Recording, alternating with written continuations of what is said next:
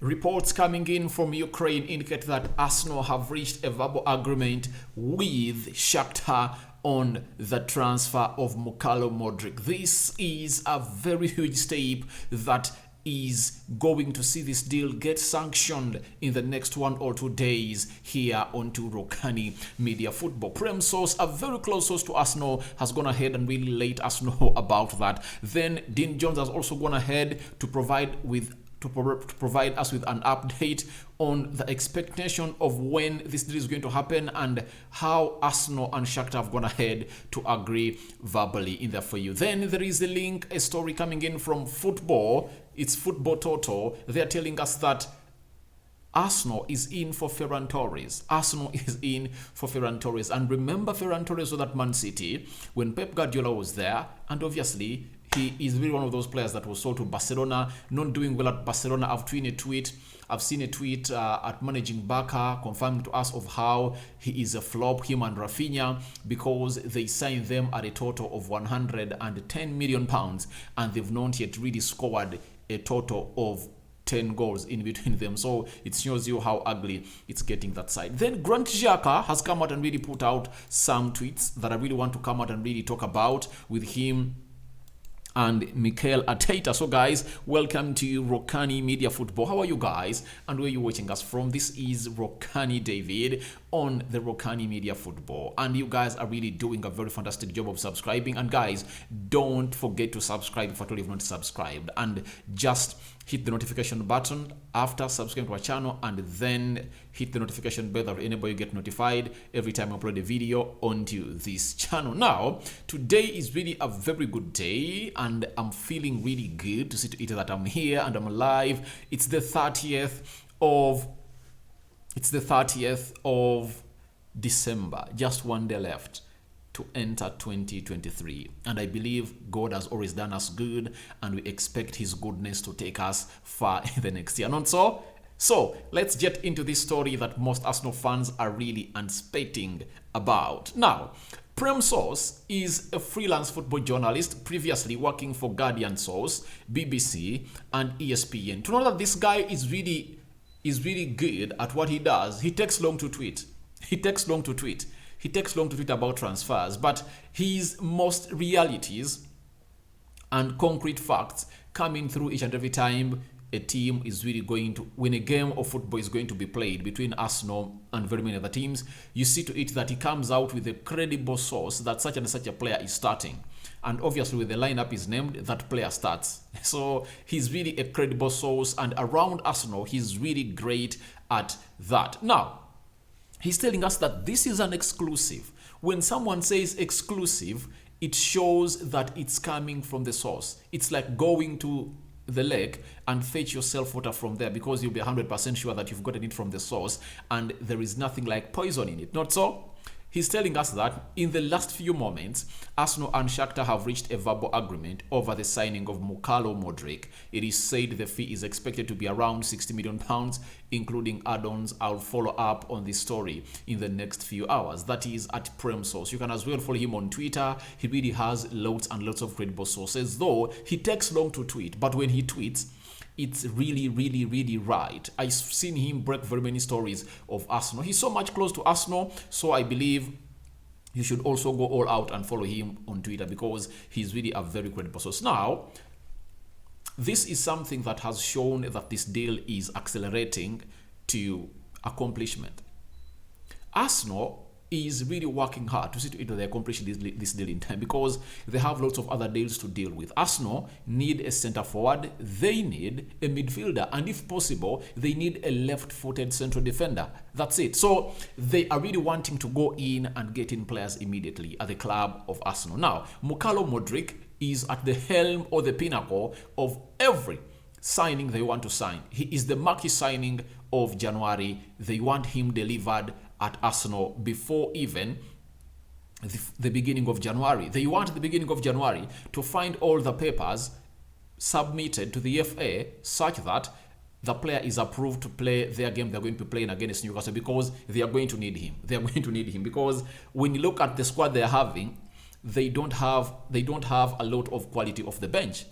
Naming the starting 11 of Arsenal: Ramsdale, Ben White, Zinchenko, Saliba, Magalhaes, Xhaka, Odegaard, Partey, Saka, Nketiah, and Martinelli. The only quality you are left with on the bench is Fabio Vieira, meaning that you need another force to come up and create something new, especially when you are really down. And in the game of West Ham, if at all Arsenal had Mudryk on the bench, I expect around the 60th minute, Nketiah would have been taken off. Martinelli switched to the line, to lead the line, and this guy, and Mudryk playing as a left attacking midfielder, because looked like Nketiah had a dull game until he went ahead to score a goal. That's it. So Arsenal are really working towards that, because they know for Brighton they can survive, but Newcastle is really having a lot of quality, especially in its back four and midfield, meaning that it might be hard for them to break it down, and they're going to be playing that. The good thing is that they're playing that game at the Emirates, not so. So a verbal agreement being reached between Shakhtar Donetsk and Arsenal over the signing of Mudryk. That is a story that every Arsenal fan would like to sleep over with in his head, that this deal is going to happen immediately. When it's happening, it brings out, or it breeds happiness. It breeds title winning hopes. It breeds Champions League football. It breeds more goals at Arsenal. It breeds more assists at Arsenal. It breeds more excitement at Arsenal, because this kind of player that Arsenal bring in will keep all those people watching the game of football on the edge of their seats. This guy is really exciting. He's really exciting. You make of him everything you want. He's really special. He's really special, and I believe they've gone ahead to reach on £60 million.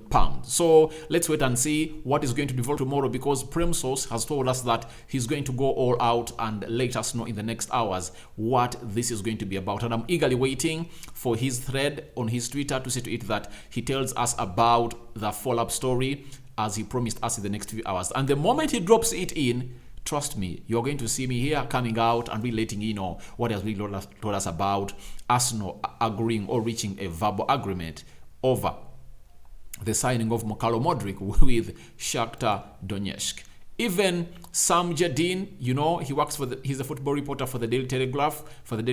And Sunday Telegraph has told us that there is an expectation that Shakhtar will ultimately be willing to accept a lower fee for Mudryk after negotiations with Arsenal. The structuring of Arsenal's offer could prove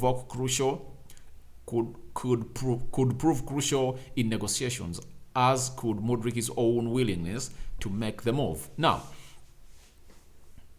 Arsenal have been making negotiations, as Prem Source has told us, that they've reached a verbal agreement. This is another source also confirming to us that it looks like Arsenal have managed to convince Shakhtar Donetsk to get them Mudryk and to lower the price, because the most big hurdle in this deal has been the price of Mudryk.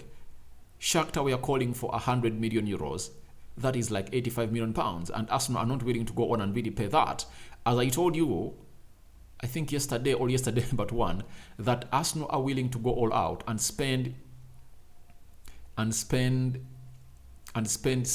to £65 million, all 80 to 85 million euros on the deal of Mudryk. And that's what Prem Source has told you, that Arsenal have agreed a deal with Shakhtar at £60 million, meaning that they might go with a £50 million upfront fee and £10 million of add-ons. That is like €65 million upfront, and then some €20 million later as add-on. So Arsenal are really having a very good structure that has provoked Shakhtar to go on and really accept the deal, as Simon Dean has told us that the structuring of Arsenal's offer could prove crucial in negotiations. So the way they are structuring their offer might really tempt Shakhtar Donetsk to go all out and sign all and accept the money that Arsenal have really put onto the table. So that's what we've been told by a man known as Simon Dean, and I think most of you know him. He works for the Telegraph as far as these transfers are concerned. So looks like Arsenal are really in the cruising seat over this deal, and Man City, who are really rivaling them to go in and really hijack this deal, might not find them to see to it that they do the needful and really accept that Arsenal is going to get this deal undusted. So those two stories concerning Mudryk are really, really exciting, and I know Arsenal fans are really going to be left into the jolly mode. Let's go to Ferran Torres. I've always seen this a lot, but I had not given it a lot of attention. But Football Futo Ficharges have also come out and told us that Arsenal reportedly interested in signing of Ferran Torres for January. The English club would be willing to offer around £43 million for the player. Oh my God. This comes and beats me hard at this juncture. Do you know why?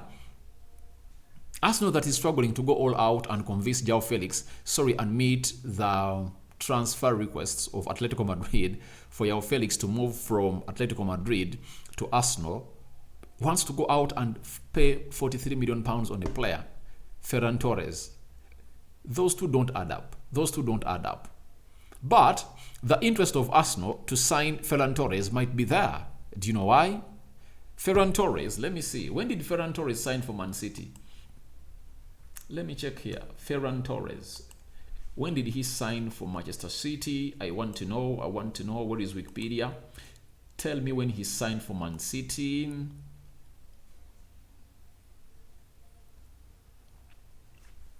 Ferran Torres signed for Man City in 2020, right? And Pep Guardiola was on his way to Arsenal, not so? And he joined in December, towards December 2019. That's when Mikel Arteta joined Arsenal, if I'm not mistaken. Now, if you tell me that he's going in for Ferran Torres, there might be interest because they might have scouted Ferran Torres when Arteta was still at Man City, and they had agreed with Pep Guardiola that is one of the players they should deliver at Man City. I remember he was playing for a certain Spanish team before he really crossed to Man City, but he flopped, never had enough playing time, and said, I want to go to Barcelona. But unlucky enough, even at Barcelona, he's being regarded as a flop. So, but I don't see Arsenal signing Ferran Torres in the January transfer window. After dishing out close to £60 million on the deal of Mudryk, I don't see Arsenal going all in for players that are really expensive. I think they can go in and get in Tielemans. They can also go out and get in a player called João Felix on loan, or a player who is not as expensive as that. But £60 million being dished out, I don't see Arsenal spending £43 million on Ferran Torres. Because Ferran Torres can play as a false nine, he can play wide on the right and wide on the left as a forward. Sorry about that. But João Felix is more proven than this player called Ferran Torres. So I see no way Arsenal is going ahead to buy this player. I believe if they're to go for a striker, it has to be João Felix, and that battle is in between them and Manchester United. So let's wait and see how that is going to unfold. And the player they want to go on and really buy, there is a story coming in from Sergi Capdevila in Spain telling us that FC Barcelona have spent 125 million euros on Ferran Torres and Rafinha. They have scored just 9 goals combined. The club could consider selling them next summer. So it shows you that this player that is being linked to Arsenal has not been doing well at Barcelona. Yet João Felix has been doing great at Atletico Madrid, because Atletico Madrid is not a high goal scoring side. Let no one lie to you about that. They are not a high goal scoring side. And you'll find Ferran Torres, you'll find João Felix scoring close to 10-12 goals a season because they play pragmatic football. But if at all he was playing in a more explosive team and expansive, I believe he would have gone ahead to score many and more goals. That is a player called João Felix. So I believe if Arsenal are to go in for any player, it should be João Felix next. after a deal of Mudryk. And most of the things are really not going in as planned for Arsenal because they've not yet got the deal of João Felix done. But the moment the deal is done for the moment the deal of Mudryk is done, I believe they are going to go all out for João Felix. I've also had a story of Benzema that I'm going to go all out and do tomorrow. Now, we've been told by Sports Witness that Xhaka has said the following with all about Mikel Arteta. He said, we discussed everything with Mikel Arteta about the World Cup. He can read me like nobody else, and he knows what it's like to be down. He felt how hurt I was by the way I was eliminated. There are so many other challenges and tournaments. I will take those on. So that is Granit Xhaka saying that. Then he concluded by saying, of course, I'm happy that we are on a very good path at Arsenal. I feel completely at ease and enjoy an enormous amount of confidence there. We have something special planned in London, and that's what he told Sports Witness. This is the guy who last season got himself pissed off and he threw the armband on the pitch. He was fed up because of how Arsenal lost to, is it Crystal Palace or Newcastle? One of those two games. He was fed up of how the players of Arsenal really went in through to do that. And he went in the dressing room and backed at the players and told them, what are you doing? Do you know that we are looking to play Champions League football? But by the time, most of these players were naive. They never knew what it means to play in the Champions League because Saka doesn't know, Martinelli doesn't know, Odegaard doesn't know. Does Kientieni know? I think he doesn't know. Ben White doesn't know. Gabriel Magalhaes doesn't know. Tomiyasu never knew. Then who else was in that team that played that game of football? Is it Nketiah? Nketiah didn't know. I think it was only Lacazette, Thomas Partey, and Xhaka that had ever played in the Champions League, and they are the only three players that knew what it was all about playing in the Champions League. That's why he really went at them. But now I believe they're having more players that they've seen do these things in broader light. That is Zinchenko and Gabriel Jesus, and those two are really giving them a drive, as Bukayo Saka confirmed to us that even when Jesus is not on the field of play, they hear his words echoing in their ears about how important winning each and every game is and how they can become winners. That's where you go on and give credit to Mikel Arteta that he has built a clique of winners in the dressing room of Arsenal. Even Ten Hag, he said the reason why he brought in Casemiro is that Casemiro is a perennial winner. That's why he's in the dressing room of Manchester United, to tell the players that this is possible, and that is only possible by bringing in a player who has won when these people are seeing him with their naked eyes. That's it, and Casemiro has done it in this era. The same applies to Gabriel Jesus and Zinchenko. They found Arsenal and terrorized it at the Emirates and the Etihad. They know it very well. So guys, thank you very much for watching in through your reactions to Mudryk verbal agreement reached between Arsenal and Shakhtar.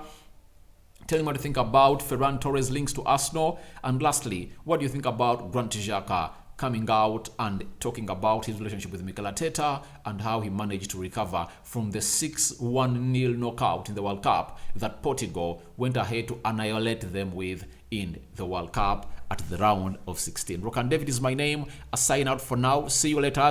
Let me see whether I can come up with another story. I was supposed to do the match preview of Arsenal and Brighton versus Arsenal today, but I believe it's the one that is really going to come up early in the morning to set it that you guys get to know what that game is all about and what I think about it, because it's going to be played on a Saturday. Not so, I sign out for now. See you later as I cover you all in the precious blood of Jesus Christ. I'm out.